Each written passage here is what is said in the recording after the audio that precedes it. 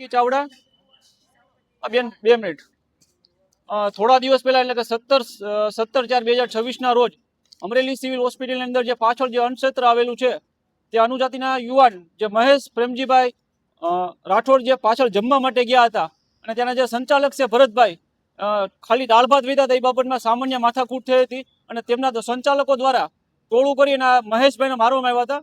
એમનું ગઈકાલે 20/4/2026 રોજ દુઃખદ અવસાન થયેલું હતું.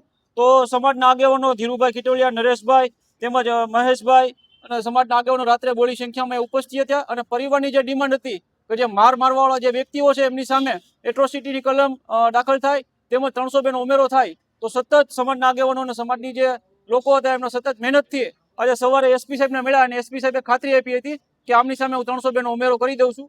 અને ઉમેરો કર્યા પછી આજે મહેશભાઈની જે ડેડ બોડી છે એ ભાવનગર સિવિલ હોસ્પિટલમાં ફોરેન્સિક પીએમ માટે મોકલવામાં આવશે અને જે એમાં આરોપીના જે 5 નામ છે એ આરોપીની જ્યાં સુધી ધરપકડ નહીં થાય ત્યાં સુધી આ ડેડ બોડી સ્વીકારી નથી, આવું સમાજે અને પરિવારે નિર્ણય કરેલ છે.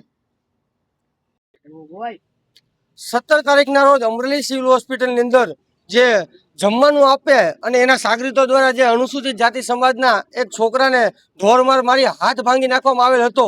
એ બાબતે કાલે છોકરો આ લોકોના મારવાથી એક્સપાયર એટલે કે મૃત્યુ પામ્યો છે. કાલ રાતના અમે ડેડ બોડી નહોતી લીધી. કાલ રાત્રે તમે પોલીસ અધિકારીઓને એવું જ કીધું હતું કે ભાઈ અમે આ જે છોકરો એક્સપાયર થયો છે એમાં 302 નો કલમનો ઉમેરો તમે તાત્કાલિક ધોરણે કરો એટલે અમારે આંદોલન કે ડેડ બોડી એવું કાંઈ અમારે કાંઈ આંદોલન કરવાનું થતા નથી. પણ તંત્ર ક્યાંક ને ક્યાંક જાડી ચામડીનું હોય છે અને ઉપરથી આંકાઓના ઈશારે હાલતું હોય છે. પણ આજે અમે એસપી સાહેબને સવારમાં રૂબરૂ મળ્યા. આ લોકોની જે વેદના અને તકલીફો જોઈ અને એવું નક્કી જ કરી લીધું હતું કે લાસ્ટ વખત. નમો બધા સાથીઓ, હું ધીરુભાઈ ખીટોલિયા, મારી સાથે અમારા સાથી નરેશભાઈ વાળા, વિકી ચાવડા અને ઘણા બધા દીપકભાઈ ને વગેરે આગેવાનો.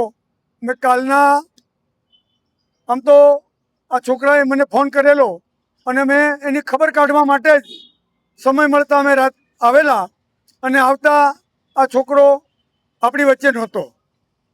અમે એકદમ શોક થઈ ગયા અને આ બાબતે તાત્કાલિક અસરથી અમે એસપીને અને વગેરે અધિકારીઓને ફોન કર્યા અને આજે રાત્રે અમે 3:20 આ અંગેની ગુનો દાખલ ન થાય તો અધિકારીઓ વિરુદ્ધ પણ અમે ફરિયાદ દાખલ કરવા માટેની ચીમકી આપેલી છે. અને આજે અમે અત્યારે પરિવારજનોને સાથે રાખી અને એસપીને મળતા એસપીએ જે ખાતરી આપી છે, એસપી અને પોલીસ તંત્ર અમને જે સમાજને અને પરિજનોને ખાતરી આપી છે એમાં ખરા ઉતરે, નકર અમે લડવા બેઠા છીએ અને લડીને ન્યાય મેળવીને જ રહીશું. અમારા દીકરાઓની કેટલી લાશ અમે ઉપાડવાના.